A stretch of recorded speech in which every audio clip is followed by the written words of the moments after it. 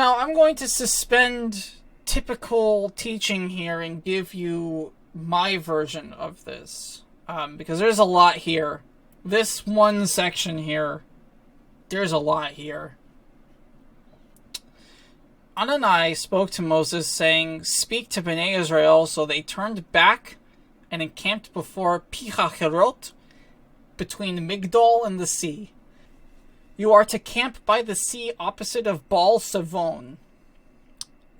Pharaoh will say concerning Bnei Israel, "They are wandering aimlessly in the land. The wilderness has shut them in. I will harden Pharaoh's heart. He will follow after them. Then I will be glorified over Pharaoh along with all his army. Then Egypt will know that I am Adonai." So they did so.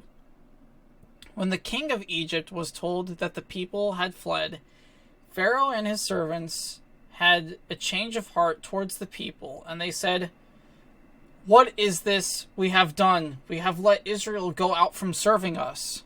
So he prepared his chariots and took his people with him. He took 600 of his finest chariots, along with all other chariots of Egypt, and captains over them. Adonai hardened the heart of Pharaoh, king of Egypt, so he pursued Bnei Israel, for Bnei Israel went out with a high hand. But the Egyptians pursued them with all the horses and all the chariots, as well as the charioteers and his armies, and overtook them as they were encamped by the sea, beside Pihahirot, opposite of Baal Zephon. Then Pharaoh drew near. Bnei Israel lifted their eyes, and behold, the Egyptians were marching after them. So they were terrified, and Bnei Israel cried out to Adonai. Then they said to Moses,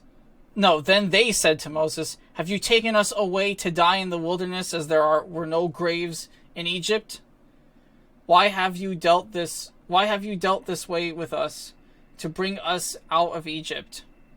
Did we not say to you in Egypt, let us alone, so that we may serve the Egyptians? It was better for us to serve the Egyptians than to die in the wilderness." But Moses said to the people, "Don't be afraid. Stand still and see the salvation of Adonai he will perform for you today. You have seen the Egyptians today.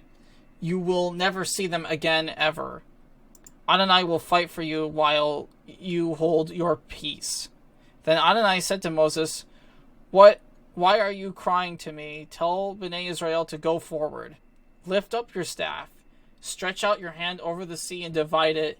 The Bnei Israel would go out into the midst of the sea on dry ground. Then I will harden the hearts of the Egyptians, and they will go in after them, so that I will be glorified over Pharaoh and his armies, his chariot and his horsemen. Then the Egyptians will know that I am Adonai, and that I have been glorified over Pharaoh, his chariots and his horsemen." Then the angel of God, who went before the camp of Israel, moved and went behind them. Also the pillar of cloud moved from in front and stood behind them. So came between the camp of Egypt and the camp of Israel. There was a cloud of darkness over here, yet it gave light by night over there. Neither one came near the other all night long. Then Moses stretched out his hand over the sea, and Adonai drove the sea back with a strong east wind throughout the night, and turned the sea into dry land, so that the waters were divided. This is Genesis language here. Take this as a Hebrew would take this. What is God saying in this moment without even saying it?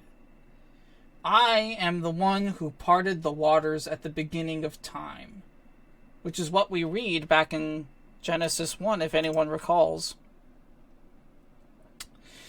Now the earth was chaos and waste, and darkness on the surface of the depth was hovering above the surface of the waters. Where is it? Yeah, there it is. Let there be expanse in the midst of the water, and let there be separating water from water. This is a direct callback to the events of Genesis 1. But there's another thing also going on here. Remember what I said to you. What was the Hebrew concept of the ocean? It was chaos. We don't like the ocean. So God separates this chaos. He separates this order. He separates it into order. And again, without saying it, he asks the Israelites to put their faith in him. I will keep this chaos at bay, and you may pass through only through the grace of my order. But there's also two separations going on here. There's the separation going on in the waters, the chaos of the waters, the primordial, the representative primordial chaos of the Hebrew conceptualization of things.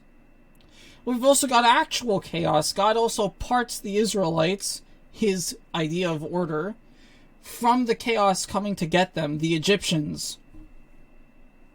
You can imagine that many Hebrews in this moment did not want to go down there because of their cultural beliefs, because of their idea of the way things were. We can also view this as a baptism. Many scholars have debated the origins of baptism for many years, and I argue that it starts here.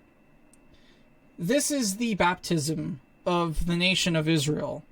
It's called mikveh in Hebrew. We go out, we go in one side into the waters of chaos, and we come out the other side untouched. And we mimic this when we get baptized. We willfully enter the natural waters, which is why it has to be done in a natural pool. I understand that Christians will do it without a natural pool, but it needs to actually be natural in order to count. I'm sorry to burst your bubble there.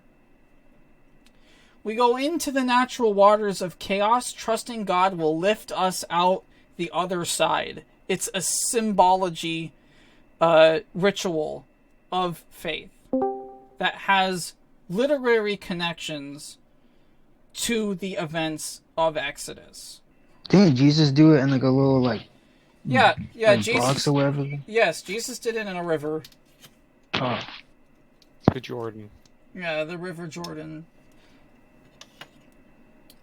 So there's a lot being said here in the text without actually saying it, because this is how those people with that culture, with that understanding would have taken it without it needing to be said. I'll give you a rather vulgar but good explanation of this. If I made a joke in regards to Monica Lewinsky, you'd know what I'm talking about without me having to explain in great detail who that is. It's the same thing here. All these things I've just told you are self-evident in the culture we're talking about, which is why they do not appear in the text.